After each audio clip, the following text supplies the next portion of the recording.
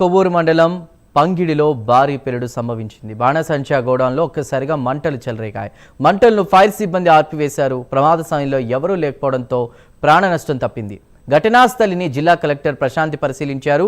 అనుమతులు లేకుండా బాణసంచా తయారు చేస్తే కఠిన చర్యలు తప్పవని కలెక్టర్ ప్రశాంతి స్పష్టం చేశారు.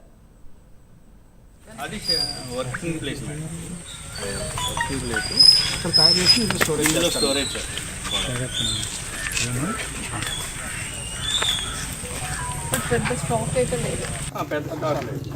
కొద్దిగా ఉంది. తారాజంలోను పాత తాపాకాయలును చిట్టుబుట్టు 2 పెట్టారు. ఇంకా మనం ఇవ్వలేదు. అది ఆ గొడవల్లో ఉన్నది. అది వాటర్ ట్యాంక్ తోటి అది working place. Working place storage.